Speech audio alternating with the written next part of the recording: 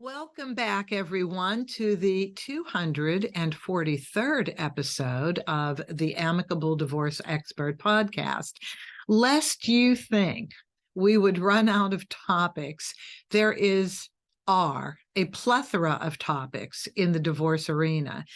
This is one of my favorite all-time topics, and that is the secret power of forgiveness. Forgiveness is such a huge issue in divorce, especially if one or both spouses are not completely honest with themselves about why the divorce is taking place.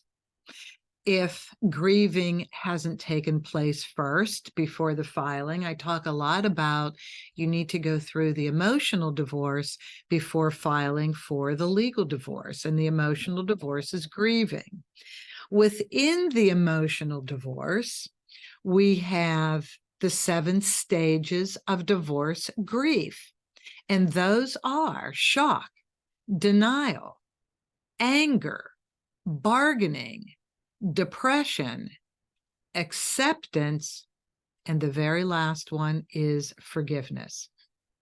It is the most important one in order to release anger, bring serenity, and become whole again.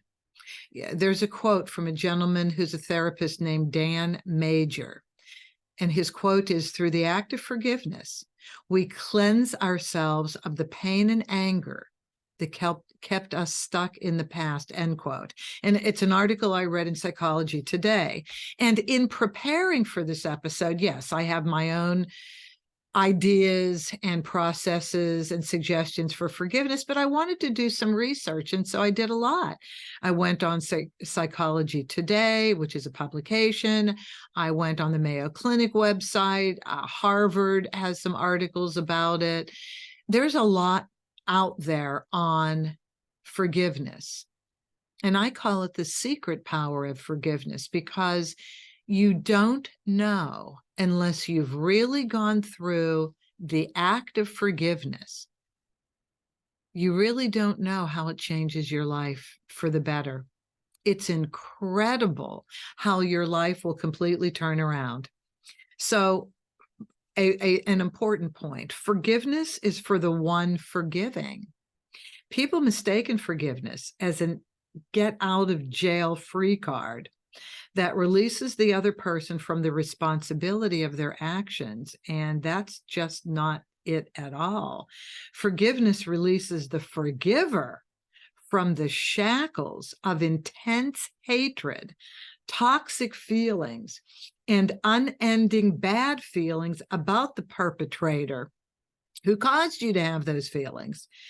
These feelings can last for years after the divorce is final, maybe to your death, and to your detriment. Your life will never be lived well if you hang on to toxic feelings. You're not done grieving until you've forgiven your ex-spouse. So I want to just take a second and go over to this Harvard article on forgiveness that I want to share with you. Not the whole article. I'm going to take out some excerpts. So here's one. And this quote: "Forgiving a person who has wronged you is never easy, but dwelling on those events and reliving them over and over can fill your mind with negative thoughts and suppressed anger," end quote. And this is from Dr. Tyler Vanderweel, co-director of the Initiative on Health, Religion, and Spirituality at the Harvard T.H. Chan School of Public Health. Next quote: "Yet when you learn to forgive, you are no longer trapped by the actions of others and can finally feel free." Learning to let go. There are 2 sides to forgiveness. I mean, this is more than I even thought about. There are 2 sides to forgiveness: decisional and emotional. See, I only looked at decisional. It goes on. Decisional forgiveness involves a conscious choice to replace ill will with goodwill. Quote: "You will no longer wish bad things to happen to that individual. This is quite often quicker and easier to accomplish." Okay, so that's the decision, but this is where everybody kind of sits on forgiveness, and that is, I'm taking the high road. Okay, there's no high road. There's just your path forward to live your life and learn through everything that has happened to you. And ending a marriage is something that's happened to you. It changes your life. You can make it change for the better. That's your decision. And you have to deal with it. But the emotional side of forgiveness is something I have not explored as much as the decisional side. So the article goes on. For emotional forgiveness, you move away from those negative feelings and no longer dwell on the wrongdoing. Quote, emotional forgiveness is much harder and takes longer, as it's common for those feelings to return on a regular basis. This often happens when you think about the offender, or something triggers the memory, or you still suffer from the adverse consequences of the action. Yes, so I was interviewing my sister on this podcast 2 years ago, and she had a really rough divorce. Bear in mind, we all knew she should have never married him. This is not to say disparaging things about her ex-husband. Not at all, not at all, not at all. We just didn't think that he was appropriate for her. And we saw some interpersonal things he was exhibiting that we thought he might need to take care of first. You know, it was like that. But yet, I mean, who listens to your family, right? You do what you need to do because you're walking your walk, you're living your journey, and you just have to find things out on your own. So never blame, never blame, never blame. And there's always good things about people too. But the point is, with her divorce, which was like 25, 30 years ago, I had her on the podcast because she did something completely cool in her divorce. She went to classes. She was organized. She did have to hire an attorney. There were layers of other issues in her divorce. It was a little complicated, and there was adult child support involved. She was still angry. In the middle of this interview where you're supposed to learn how to be amicable, she's all of a sudden spewing toxicity about her ex-husband. And so I had to double back and say, well, thank you for those comments. As you can see, listeners, if you haven't gotten rid of those toxic feelings, if you haven't forgiven, you are always going to reel emotionally. When the name is brought up, anything is brought up to trigger those old feelings. And she was quite surprised. She didn't even recognize what she had said, because at the end of the interview, I said, you realize what happened? You're still angry at him. She said, oh my God, I can't believe it. You know, so we can talk openly, you know, it's no problem, but that's so fascinating to me. Okay, let me go on and read this. Practice small acts of forgiveness to get yourself in the forgiveness frame of mind. One way to get more comfortable with forgiveness is to practice small acts in everyday life. Okay, this is the best one. For example, I have to practice this. If someone is rude or cuts you off in traffic, use that moment to recognize the wrong, realize it wasn't directed at you personally, and forgive him or her on the spot. This way, you also can learn to immediately stop the negative reaction and the feelings that come with it. See, isn't that interesting? And I've done that before. I mean, I live in Los Angeles, for heaven's sakes. I want to have an arm extended from my car to reach out and pick vehicles up and place them on the sidewalk so I can drive quickly down the street. That's how perverse my mind can work. But when I'm really in the art of forgiveness, when I get in my car with the intention of not getting mad, I don't get mad. Very easily, I don't get mad. Okay, I think that's it. Okay, that's it on the Harvard article. I go on. Oh, we have the Mayo Clinic. Okay, this one is killer. I love the Mayo Clinic. So the Mayo Clinic starts talking about health. Forgiveness means different things to different people. By embracing forgiveness, You also embrace peace and hope. I love that. You also embrace peace and hope. So when you extend forgiveness, even in your own mind to somebody, now you're in a more peaceful mode. And the hope that you can possibly deal with this person, if this person is not leaving your life for a while, co-parent, a family member, you need peace and hope. But in general, it involves an intentional decision. Here we go again. It involves an intentional decision to let go of resentment and anger. The act that hurt or offended you might always be with you, but working on forgiveness can lessen that act's grip on you. It can help free you from the control of the person who harmed you. Think about this. The control you've allowed in your life from the person who's harmed you. That means if you haven't extended forgiveness, and if you're still reeling from the hurt, that action, that person still controls you. Do you want that? No, you don't.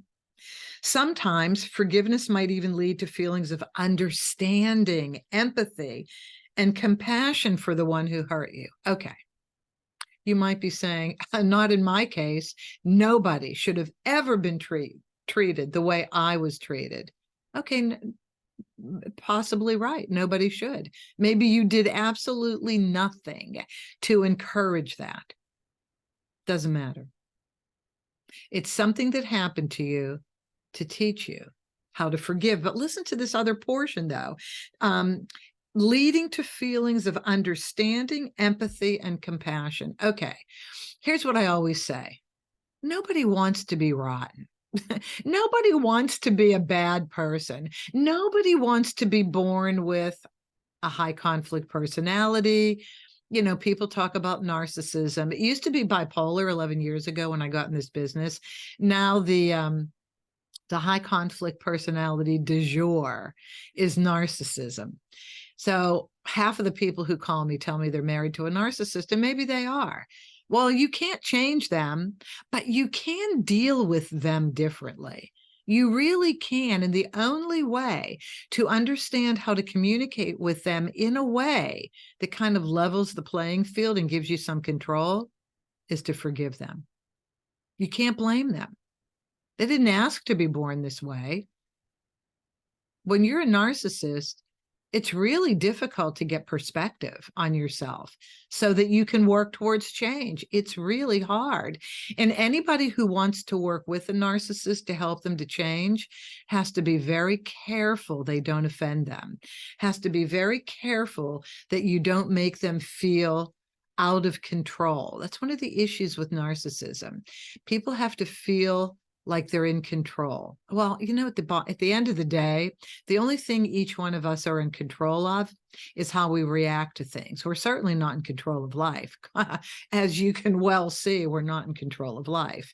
But we are in control of how we react to things, how we embrace those challenges in our lives, and how we use those challenges to benefit us, turn us around, have us be better people. Forgiveness doesn't mean forgetting or excusing the harm done to you. It also doesn't necessarily mean making up with the person who caused the harm. Forgiveness brings a kind of peace that allows you to focus on yourself and helps you go on with life. See? Telling you have to clear the mind. Being hurt by someone, particularly someone you love and trust, can cause anger, one of the 7 stages of grief, divorce grief, sadness, and confusion. If you dwell on hurtful events or situations, grudges filled with resentment and hostility can take root. I'm doing a talk where I say, forgiveness is as simple as not holding a grudge. It's intentional. You have to decide not to do it. But now I feel smart because now we're talking about the Mayo Clinic, but it's true. I mean, I live this life. I work in this area with divorcing people. And yeah, you cannot hold a grudge. Cannot hold a grudge. If you struggle with finding forgiveness, you might bring anger and bitterness into new relationships and experiences. Think about that. Think about the person who's not over their divorce yet and is starting to date, and all they can talk about is their divorce. I mean, it's a comic scene on television, in movies, not so comic in your own life. You can become so wrapped up in the wrong that you can't find and enjoy the present. It's true. You become depressed, irritable, or anxious. Another grief stage, divorce grief. You feel at odds with your spiritual beliefs. How could this have happened to me? I'm such a good person. This shouldn't be happening to me. And then you get angry at God, right? Or whoever your maker is. You lose valuable and enriching connections with others, right? Because you can't focus on your other relationships. All you want to talk about sometimes is the anger. Forgiveness is a commitment to change. Mayo Clinic is saying this now. Forgiveness is a commitment to change, and it takes practice. So please don't hold yourself to a higher standard than you need to. This is tough stuff. This is really, really hard. So it takes practice to forgive. It takes practice to say, I no longer want to hate this person. I no longer want to have ill will. It's okay. He or she is only human. Maya Angelou, sometimes our best isn't very good. We do our best at all times, paraphrasing, but sometimes our best isn't very good. And that's with us too. It's with us too. It's going to come up later in one of these readings that we want to be forgiven, don't we? Think about that. Back to the Mayo Clinic. Forgiveness can be hard, especially if the person who hurt you doesn't admit wrongdoing. If you find yourself stuck, practice empathy. Okay, hold on here. No, forgiveness isn't based on somebody admitting they're wrong. It would be great if they did. Oh my God, it's so much easier, right? If somebody says, look, I was completely wrong. You did nothing. I was completely wrong. I was weak. I was this. I was that. Well, sometimes it's hard to forgive even with that, depending on who you are and where you're stuck on your emotional journey in life. But you can't give forgiveness based on somebody saying they're wrong. You just can't. It doesn't work like that. You have to give forgiveness to release yourself from the confines that this anger is holding on you. This anger is keeping you in jail, emotional jail. Okay, so practice empathy. Try seeing the situation from the other person's point of view. All right, so let me just say something. I'm sorry, I'm itchy. Sorry about that. Try seeing this from the other person's point of view. There's always another point of view. There just is.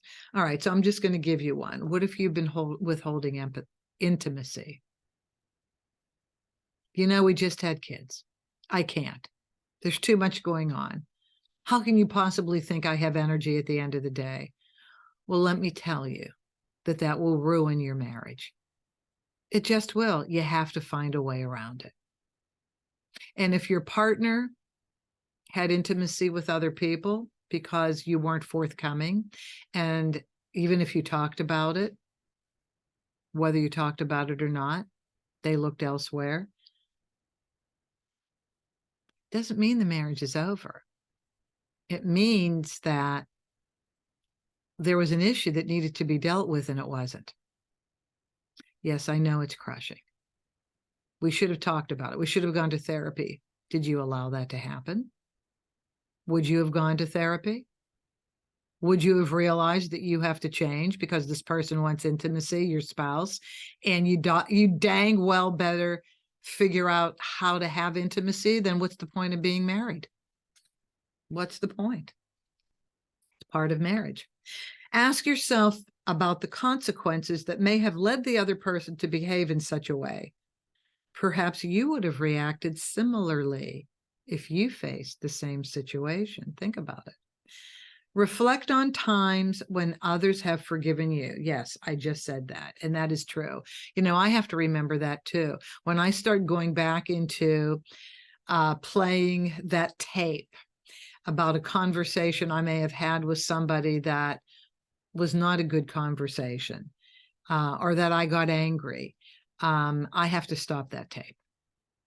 I have to stop and just say, look, this person is human. What are you supposed to learn out of this issue that you're having? Back to the Mayo. Getting another person to change isn't the point of forgiveness. Here we go. It's about focusing on what you can control in the here and now. I must read this again. Getting another person to change isn't the point of forgiveness. It's about focusing on what you can control in the here and now. Think of forgiveness more about how it can change your life by bringing you peace, happiness, and emotional and spiritual healing. Forgiveness can take away the power the other person continues to have in your life. So now you've heard Harvard and the Mayo Clinic say the same things. There are health benefits attributed to forgiveness, both mental and physical, and I'd like to explore those. So I never really thought about that. I never thought about the physical health benefits of forgiveness. So I was doing research before I put this episode together, and I said, well, let's just go to bigger minds than mine and see where this sits. Oh my God.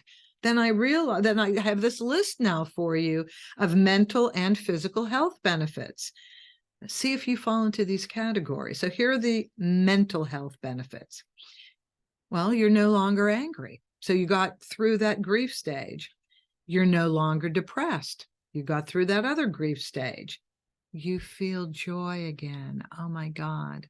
You feel like the weight of the world is lifted from your shoulders. So now you can feel joy. Hope enters your heart that you can enjoy life again. And that's so wonderful because there's way too many things that bring us down, right? Your mind is free to be positive, and don't we love that? And you feel like loving again. Yes. Because honestly, you can't love again until you've forgiven somebody who you used to love and who hurt you. You cannot love again in the way you should if you still have that as part of your internal rumblings. Okay, now here are the physical health benefits. And this is from hopkinsmedicine.org. And I guess it's from the Johns Hopkins website. It lowers physical health benefits. It lowers the risk of heart attack. I never knew that. It lowers blood pressure. Makes sense. Never knew that either. It improves cholesterol levels. Okay, this is quite impressive. Allows for better sleep. That makes sense. Lowers blood pressure. Oh, okay, we already said lowers blood pressure, and better immune response. Okay, I am blown away by this, that harboring ill will, not forgiving, holding that emotional toxicity inside will lead to physical health impairments. So yeah, that makes perfect sense. If you are emotionally distraught, you're physically wrecked. I want to tell you a little short story about a friend of mine who I was talking to just last week, and I adore her. She's been married forever, has children. I mean, I love her life. I absolutely love her life. But she shared something with me that blew me away. Here's what she shared. She's been sharing with me ongoing health issues that she has, to the point where she's going in and out of the emergency room. And I'm like, God, I want to help her. How can I help her? What can I do? And I'm a big believer in herbal medicine along with Eastern pharmaceuticals. I do believe you have to do both at times. But herbal, because it's so gentle yet powerful, that's all we used to have is herbal medicine before pharmaceuticals were invented. So we're sitting and talking, and I'm exploring, her physical issues. And all of a sudden, what comes out are some emotional things that she's never spoken of before with me. Things that are causing dishonesty in the marriage, things that are causing, well, dishonesty is the biggest issue. Keeping stuff from the husband is like horrible. because this man adores her, adores her. So let's just suffice it to say, she's not living an honest life in a couple areas where she is distraught. She's thinking she's doing the right thing. It has nothing to do with infidelity, by the way, nothing at all. It has to do with other family relationships that she's not being honest about, taking care of them, and it's distressful to her. And it's causing her physical ailments to the point where she's going to the emergency room. And I started thinking about that. I said, oh my God, going back to Brene Brown, if we're not vulnerable, if we're not honest about how we feel and what we think, then we're not going to function well in life. I love Brene Brown for this. And I keep thinking about that more and more. I get people coming here, and I think I'm going to talk about this in a few minutes in another section. Forgive me for saying it prematurely, but you know, people marry the wrong people, and they know they're marrying the wrong people. It's just that these wrong people check the right boxes. I should do another episode on when the wrong people check the right boxes and your whole life is messed up then. That leads to divorce, but people aren't honest. Finally, I have to tell you, there are so many different women who come into this office. We do mediation, and I'm not understanding why it feels off, why I'm not finding the center of where their compromises should be. Is the mediation conversation kind of getting derailed? And invariably, the husband leaves the office first, and the wife keeps talking and gathering up her stuff, and eventually says, I knew I shouldn't have gotten married. Before the marriage took place, I knew he wasn't the right person. Well, you can't get that back. That's right. I knew he wasn't the right person. Okay, so nothing's right from there. But if they would just own up to that, well, I don't know how the mediation would go. Nobody's ever said that in a mediation. In 11 years, nobody's ever said, I made the wrong decision marrying you, because more than likely the husband would say, well, then I don't want to give you anything. Well, that would never work, by the way. The law would be the law. The law doesn't care why you got married. The law just cares about executing the law properly when you go to get divorced. But it makes a difference emotionally. It makes a difference with your health, your mental and physical health. This is amazing. Okay, 2 more articles I want to read from. And this is from a woman named Caitlin Sullivan from Everyday Health. 3 big ways forgiveness is good for your health. This is how people kind of fall similarly. Forgiveness helps you manage stress. Okay, so this hasn't been talked about yet. Forgiveness helps you manage stress. Not being able to forgive fosters feelings of anger, hostility, and stress, which are well documented to impact mental and physical health, research has shown. The researchers found that regardless of age, people who were able to forgive experienced a decrease in their perception of their own stress. And this decrease led to a decrease in mental health symptoms. Conversely, stress, and particularly the stress hormone cortisol, has several negative effects on systems throughout the body.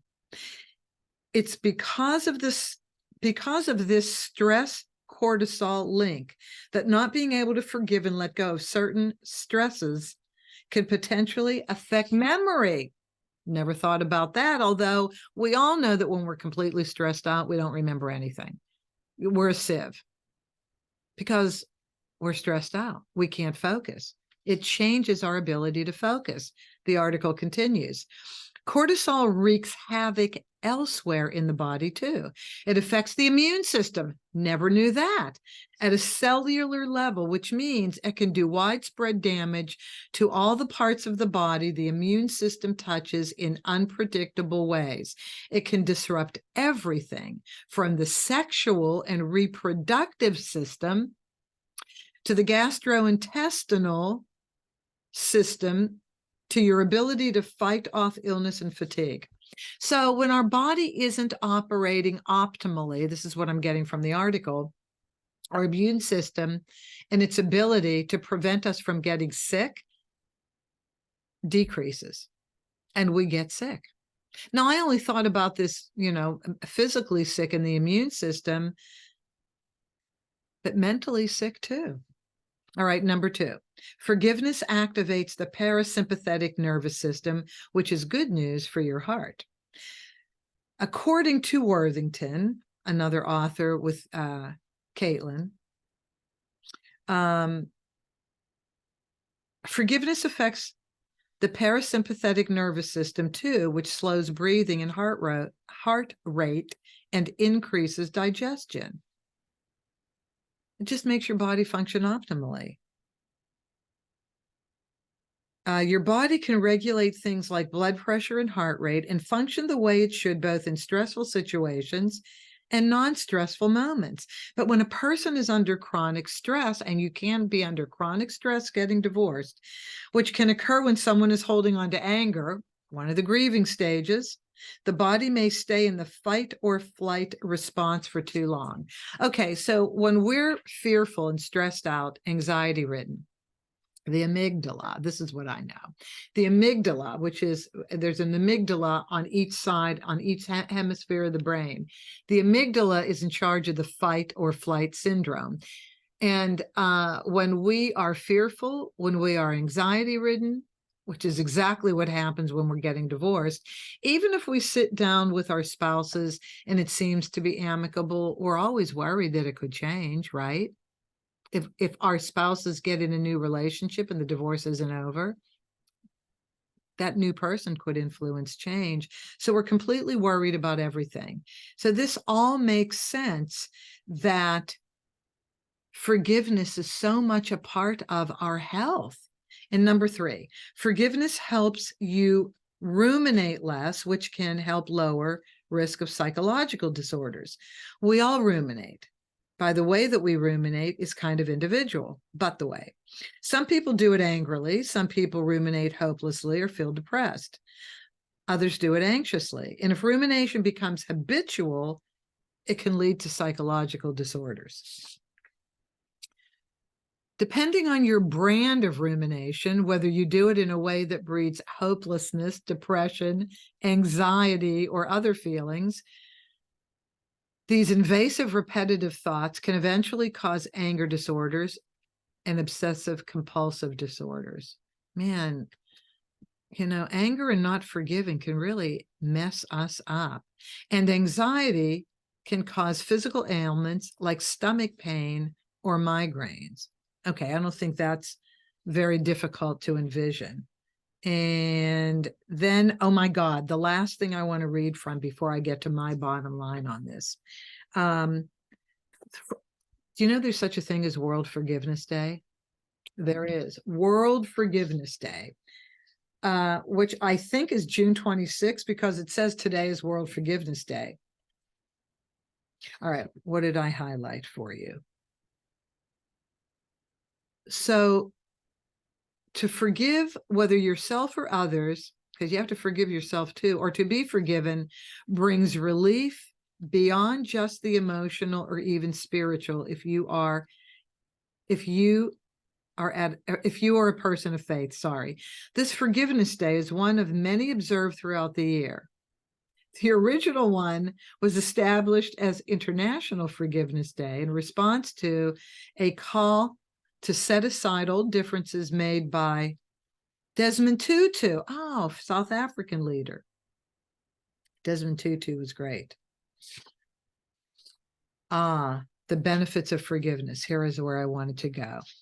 I'm just going to read the bullet points.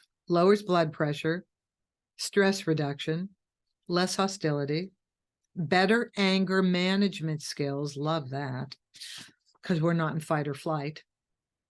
Lowers heart rate, lowers risk of alcohol or substance abuse. So when we're really angry and we're harboring that toxicity feeling, sometimes the only way we can get rid of it is by self-medicating. And now we've got an addiction on the way. Not a good thing. Number 7, fewer depression symptoms, fewer anxiety symptoms, reduction in chronic pain, more friendships because we're open, we're hopeful, we're happy again. Healthier relationships. Remember, you can't engage in another loving relationship while you're still angry at that previous one. Improved psychological well-being and enhanced immune system. So everybody's agreeing on all of this stuff. All right, let me give you my bottom line. Forgiveness isn't a competition.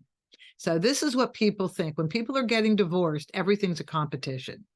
Forgiveness is not a competition. It doesn't matter who forgives each other first. It matters that you forgive as soon as you're able so that you can release the toxicity of anger and become a healthy, happy person again.